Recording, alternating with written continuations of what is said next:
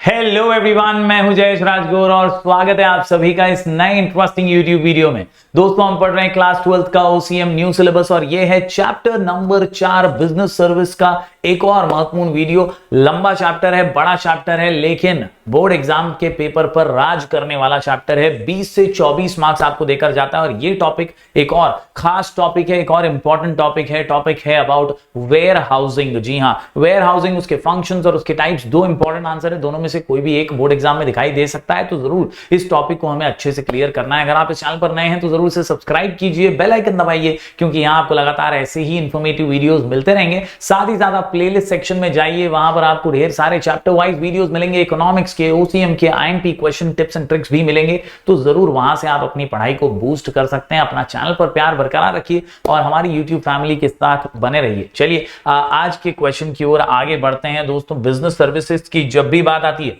तो हम हमेशा ये इंट्रोडक्शन याद रखते हैं कि कोई भी बिजनेस अकेले नहीं चल सकता, आइसोलेटेड मैनर में नहीं चल सकता। Yes, it can not be operated in an isolated manner and that is why her business को कुछ ना कुछ सर्विसेज की जरूरत पड़ती है। इन्हीं सर्विसेज के जरिए कोई भी बिजनेस जो है उनका सहारा लेकर के आगे बढ़ता है, फिर वो ट्रांसपोर्टेशन सर्विस हो, कम्युनिकेशन सर्विस हो, इंश्योरेंस की सर्विस हो या बैंकिंग सर्विस हो। आज ऐसी ही एक सर्विस हम डिस्कस करेंगे जिसका नाम है वेयर हाउसिंग। आमतौर पर आम भाषा में इसको गोडाउन भी अपन बोलते हैं। तो यहां पर गुड्स को संभाल के रखा जाता है, स्टोर करके रखा जाता है। अनुमान क्या होता है कि गुड्स जब प्रोड्यूस हो जाते हैं तो उसके बिकने तक उस गुड्स का सेम कमोडिटीज का सेम कंडीशन में होना बहुत जरूरी होता है और इसीलिए उन्हें स्टोर करने की आवश्यकता होती है और वो सर्विस हमें वेयर हाउसिंग से मिलती है, वेयर हाउसिंग की फैसिलिटी से मिलती है। तो उसी को आज हम डिटेल में डिस्कस करने वाले हैं। जी हाँ, it requires some activities which facilitate business to grow rapidly. चलिए आज ऐसी ही एक सर्विस पर नजर डालते हैं जिसका नाम है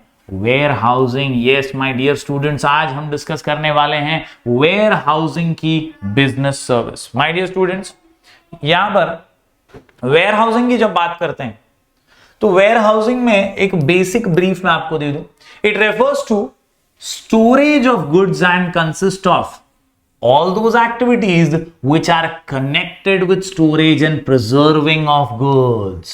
मतलब हर वो एक्टिविटी जो गुड्स को संभाल के रखने से रिलेटेड है, उसे सेम कंडीशन में जैसा वो प्रोड्यूस हुआ है वैसा मौजूद रहे। ऐसे जो एक्टिविटीज हैं उन सबको वेयर हाउसिंग में काउंट किया जाता है। फिर वो ग्रेडिंग हो, पैकिंग हो, उसका प्रोडक्शन के बाद की जितनी भी एक्टिविटीज है कंजम्पशन तक की, वो सारी कहीं ना कहीं वेयर हाउसिंग में आती हैं। गोडाउन के अंदर होने वाली सारी गतिविधियां जहां पर ध्यान रखा जाता है गुड्स का, प्रोटेक्ट किया जाता है गुड्स को ताकि वो कंज्यूमर तक सही हालात में पहुंच जाए, यही वेयर हाउसिंग की फैसिलिटी होती है। Warehousing can be defined as group of activities connected with storing and preserving. Storing and preserving, ये दो शब्द याद रखिए। दोन हे शब्द जे आहे तुम्हाला लक्षात ठेवायचे आहेत। वेयर हाउसिंगच्या संदर्भात काय आहेत ते दोन शब्द, storing and preserving. Storing and preserving, storing and preserving. Storing मतलब संभाल के रखना, प्रिजर्विंग मतलब ध्यान रखना उसका, वो खराब ना हो, कहीं टूट फूट ना जाए, स्टोर करके रख रहे हैं भाई, अभी टाइम है उसके कंजम्पशन का तो स्टोर करके रखा। प्रिजर्व करके रखा यानी क्या, वंस अगेन सिमिलर साउंड करता है ये शब्द, लेकिन प्रिजर्व करना यानी उसे सेम कंडीशन में बनाए रखना। तो कई बार कुछ ऐसे प्रोडक्ट्स होते हैं जिनको हमें केमिकली हमें अच्छे से रखना पड़ता है। कई ऐसे प्रोडक्ट्स होते हैं जिन्हें हमें बर्फ वगैरह के साथ रखना पड़ता है। आइस वाले जो ऐसे वेयर हाउसेज होते हैं वहां पर हमें स्टोर करना पड़ता है ताकि वो सेम कंडीशन में रहें। तो ऐसी अलग अलग फैसिलिटी भी वेयर हाउसिंग के अंदर ही आती हैं। That is why it is a group activity of storing and preserving of stored goods from time to time, from the time of production till the time of consumption. चलिए बात करते हैं definition की। तो डेफिनेशन क्या बोलता है, warehouse is defined as an establishment, एक जगह for the storage of accumulation of goods. Storage और अक्यूमुलेशन ऑफ गुड्स, स्टोरेज और अक्यूमुलेशन ऑफ गुड्स, स्टोरेज और एक्यूमुलेशन ऑफ गुड्स। तो उम्मीद करता हूं ये दो इंपॉर्टेंट शब्द आपके दिमाग में होंगे, स्टोरेज, प्रिजर्विंग, और इनके साथ ही आप यहां पर लास्ट में देख रहे हैं स्टोरेज एंड एक्यूमुलेशन। उम्मीद करता हूं कॉन्सेप्ट आपको क्लियर हुआ होगा। चलिए बढ़ते हैं आगे। आज का जो हमारा क्वेश्चन है बड़ा ही महत्वपूर्ण क्वेश्चन है, functions of warehouses. Exactly ये वेयर हाउसेस का काम क्या है? कुल मिलाकर के 8 पॉइंट का ये आंसर है। और इन 8 पॉइंट के आंसर को दिमाग में फिट करने के लिए, लिख करके प्रैक्टिस करने के लिए हमारा शॉर्ट कोड है जीएसटी। क्या जीएसटी? क्या जीएसटी पर फाइनेंसिंग, जीएसटी पर फाइनेंसिंग, जीएसटी पर फाइनेंसिंग, जीएसटी पर फाइनेंसिंग, जीएसटी पर financing. Yes come on, GST पर फाइनेंसिंग। बहुत ही सिंपल है, 8 फंक्शंस है, इंपॉर्टेंट फंक्शन है। इन्हीं फंक्शंस की वजह से वेयरहाउसिंग की फैसिलिटी को यूज किया जाता है। सबसे पहला जी से आती है ग्रेडिंग एंड पैकिंग की फैसिलिटी। ग्रेडिंग करते हैं, बहुत सारे प्रोडक्ट बल्क में जो प्रोड्यूस होते हैं ना, उनको ग्रेडिंग करना बहुत जरूरी होता है। जैसे डायमंड्स में भी होती है ग्रेडिंग, वैसे ही चावल गेहूं वगैरह की भी ग्रेडिंग होती है, उनकी पैकिंग की जाती है। तो ये वेयरहाउसेस के अंदर होता है और इसीलिए ग्रुप एक्टिविटी में समाविष्ट है ग्रेडिंग एंड पैकिंग। उसके बाद दूसरे नंबर पर आता है एस फॉर स्टोरेज, सबसे इंपॉर्टेंट फंक्शन है। इसके बाद टी से ट्रांसपोर्टेशन, क्योंकि गोडाउन से ही तो सामान ट्रांसपोर्ट होगा, जहां पर उसे कंज्यूम होना है उस जगह पर पहुंचेगा, तो ट्रांसपोर्टेशन। इसके अलावा time and place utility godown provide कराता है, प्राइस का स्टेबलाइजेशन प्रोवाइड कराता है, प्रोसेसिंग में मदद करता है, रिस्क बेयरिंग फंक्शन को भी निभाता है और आखिर में फाइनेंसिंग करता है। तो इस प्रकार से 8 इंपॉर्टेंट फंक्शंस हैं वेयर हाउसेस के, याद रखिए जीएसटी पर फाइनेंसिंग, जीएसटी पर फाइनेंसिंग। चलिए एक एक करके हर फंक्शन को बारीकी से समझ लेते हैं। जी हां, जीएसटी पर फाइनेंसिंग लिख करके जरूर प्रैक्टिस कीजिएगा। सबसे पहले अगर मैं बात करूं तो ग्रेडिंग एंड पैकिंग आता है बॉस। ग्रेडिंग एंड पैकिंग बहुत जरूरी है। Warehouses nowadays provide the facilities of packing, processing and grading of goods. Goods can be packed in convenient sizes. अभी जैसे लूज में वो खेतों से तो बनकर आ गया, लेकिन उसको अलग अलग पैकेट्स में बना करके बेचना पड़ेगा, ताकि वो होलसेलर्स को, मैन्युफैक्चरर्स की जगह से जो है वो होलसेलर्स तक पहुंचे, फिर रिटेलर्स तक पहुंचे। तो कन्वीनियंट होना चाहिए ना कस्टमर के लिए भी।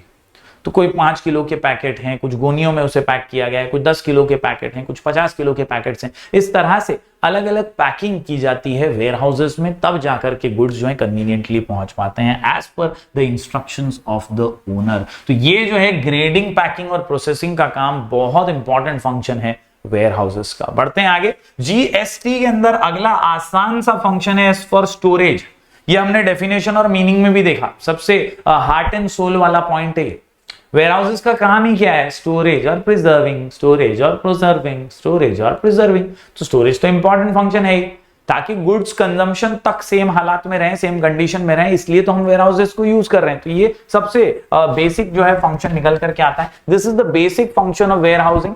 Surplus commodities which are not needed immediately, which are not needed immediately can be stored in warehouses, they can be supplied later. मतलब बाद में सप्लाई कर सकें, इसलिए अभी उसको संभाल के रख रहे हैं, उसे सही कंडीशन में रख रहे हैं ताकि हम उसे सप्लाई कर सकें। उम्मीद करता हूं आसान सा कॉन्सेप्ट आपको समझ गया होगा। एस से स्टोरेज, ये महत्वपूर्ण फंक्शन है, ये सबसे इंपॉर्टेंट फंक्शन है, सबसे इजी फंक्शन है। स्टोरेज के लिए ही तो वेयर हाउसेस होते हैं, ये आमतौर पर माना जाता है। बढ़ते हैं आगे। जीएसटी के अंदर अगला जो है पॉइंट वो है टी से ट्रांसपोर्टेशन। ट्रांसपोर्टेशन एक्चुअली में हमने ऑलरेडी एक वीडियो में पढ़ा भी है, मैं डिस्क्रिप्शन में उसकी लिंक डाल दूंगा, ऊपर आई बटन में भी लिंक डाल दूंगा। ट्रांसपोर्टेशन यानी गुड्स को एक जगह से दूसरी जगह पहुंचाना। अब आप बोलेंगे वेयरहाउस में इसका क्या काम है सर? तो वेयरहाउस से ही तो ट्रांसपोर्टेशन हो पाता है। Yes, warehouses can provide transportation facility to bulk depositors, यानी जो बल्क ऑर्डर्स देते हैं या डिपॉजिटर्स हैं जो एक साथ सामान लेकर के आते हैं, रॉ मटेरियल्स लेकर के आते हैं, तो उन सबको ये ट्रांसपोर्ट की फैसिलिटी वेयरहाउसेस देते हैं। It collects goods from place of production and sends to the place of delivery. Simple, जहां पे बना है, प्रोड्यूस हुआ है, वहां से लेते हैं, उठाते हैं ट्रांसपोर्ट में, और जहां पर कंजम्पशन होने वाला है कंज्यूमर को, वहां पर पहुंचा देते हैं। ये ट्रांसपोर्ट की फैसिलिटी भी वेयर हाउसेस प्रोवाइड कराते हैं। तो ये ऑन रिक्वेस्ट होता है ओनर के। जीएसटी हमने देखा, एक और टी है वैसे हमारे पास, ग्रेडिंग, पैकिंग, स्टोरेज, टी से ट्रांसपोर्टेशन। चलिए जीएसटी में आगे बढ़ते हैं। अगला जो पॉइंट निकल करके आता है जीएसटी के अंदर वो है time and place utility. Economics का हालांकि ये पॉइंट है, टाइम यूटिलिटी, प्लेस यूटिलिटी हमने इकोनॉमिक्स में पढ़ा है। सही समय पर सही चीज मिल जाए बहुत जरूरी होती है, सही जगह पर सही चीज मिल जाए बहुत जरूरी होता है, और ये वेयर हाउस की वजह से पॉसिबल हो पाता है। आपके अगर वेयर हाउस में, आपके गोडाउन में अगर गुड्स पड़े हैं तो वो सही टाइम पे मिल जाएंगे, उसकी कमी कभी नहीं होगी, उसकी सप्लाई में कभी रुकावट नहीं आएगी। तो टाइम यूटिलिटी कौन देता है? वेयर हाउस देता है। सिमिलरली प्लेस यूटिलिटी भी देता है, सही जगह पर चीजें पहुंचाने में मदद करता है, इसलिए प्लेस यूटिलिटी भी गोडाउन ही हमें देता है, वेयर हाउस ही हमें देता है। Warehouse creates time utility by preserving the goods till they are demanded. It also creates place utility by providing the goods at the place where they are required. जहां उनकी जरूरत आहे, जिकडे त्यांची गरज आहे तिकडे त्यांना पोहोचवण्यात मदत करते आणि म्हणूनच वेअरहाऊस हा एक महत्वपूर्ण फंक्शन पार पड़तो। कौन सा महत्वपूर्ण फंक्शन है? तो भाई time utility and place utility. बढ़ते हैं आगे, जीएसटी पर फाइनेंसिंग यानी पीआरएफ, तो पी से प्राइस स्टेबलाइजेशन, ये भाव का भेदभाव करने से रोकता है। बहुत ज्यादा भाव कभी अचानक से बढ़ ना जाए, इसके लिए गोडाउन में सामान रहना जरूरी है। हमेशा सप्लाई को बैलेंस करके रखता है, डिमांड के हिसाब से सप्लाई हमेशा डायरेक्ट कभी बंद नहीं हो जाता। थोड़ा पहले ही पता चल जाता है कि देखो अभी गोडाउन में कम है, मतलब भी आपको और लाना पड़ेगा सामान। तो इस प्रकार से प्राइस को स्टेबल रखने में भी वेयर हाउसेज ही मदद करते हैं। Warehouses play an important role in the process of price stabilisation. It is achieved by the creation of time utility by warehousing. In warehouses, usually large stock of goods is kept.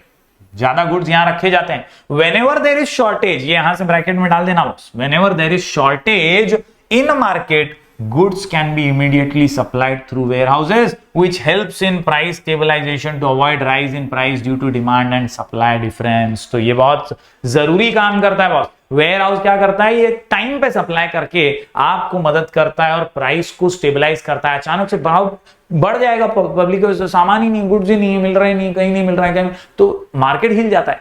तो ऐसा होने से रोक सकता है proper where housing facility, तो price stabilization. बढ़ते हैं अगले पॉइंट की ओर, तो प्रोसेसिंग, ये ग्रेडिंग और पैकिंग जैसा ही पॉइंट है।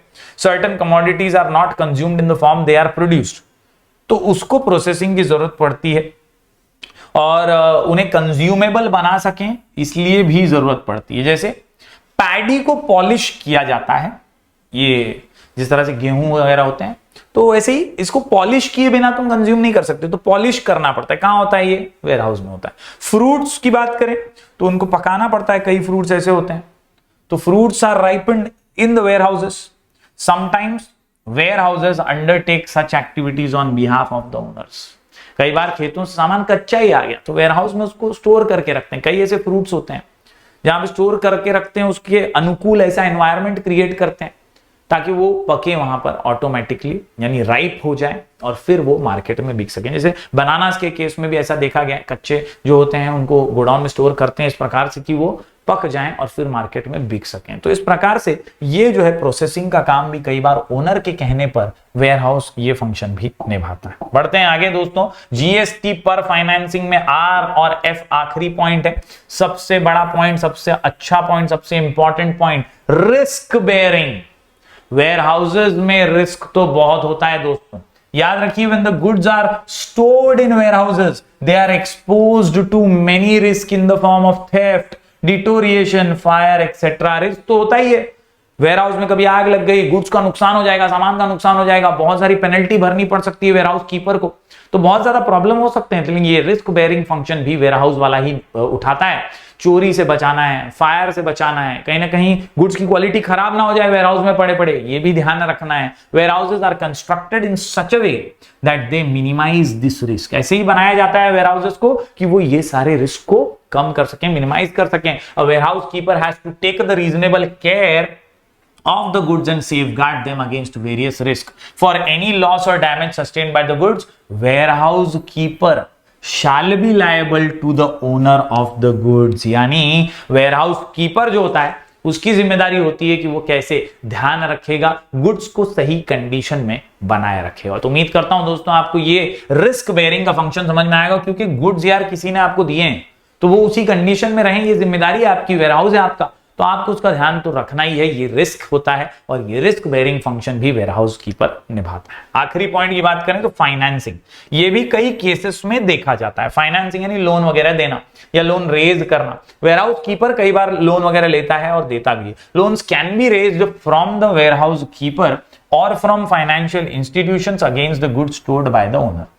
तो गुड्स अगर स्टोर किए हैं तो उसका इंश्योरेंस वगैरह निकालने के लिए फाइनेंसिंग, कभी लोन उसके बदले में लिया जाता है। Goods act as security for the warehouse keeper और फॉर फाइनेंशियल इंस्टीट्यूशंस, और इस तरह से वो गुड्स के बदले में, सिक्योरिटी के बदले में गुड्स की ऐसे लोन्स वगैरह, फाइनेंसिंग वगैरह की जाती है। In this manner warehousing acts as a source of finance for the businessman for meeting business operations as well. तो अपने बिजनेस के ऑपरेशंस मीट करने के लिए कई बार वर्किंग कैपिटल के लिए भी गोडाउन में पड़े हुए सामान के बदले में लोन वगैरह लिया जाता है। उन्हें एज अ सिक्योरिटी दिखा करके, उन्हें एज अ मॉर्गेज दिखा करके भी कई बार ये काम किया जाता है। तो इस तरह से जीएसटी पर फाइनेंसिंग, ये 8 पॉइंट हमने देख लिए दोस्तों, बड़े ही आसान से। जीएसटी पर फाइनेंसिंग, उम्मीद करता हूं आपने सारे पॉइंट्स नोट डाउन किए होंगे। लिख करके प्रैक्टिस कीजिए। कोई भी डाउट हो तो मैं आपको इंस्टाग्राम पे मिल जाऊंगा, मेरा आईडी है राजगुरु जयश्वी। उम्मीद करता हूं आपको वीडियो पसंद आया होगा। जरूर से लाइक कीजिएगा, अगर यहां तक देखा है तो लाइक करना बनता है। शेयर कीजिए इस वीडियो को, अपने दोस्तों तक पहुंचाइए। हम ऐसे ही वीडियोस लगातार आपके लिए लेकर आते रहेंगे। मिलेंगे फिर एक बार कुछ और नए वीडियोस के साथ, तब तक के लिए do like, share and subscribe.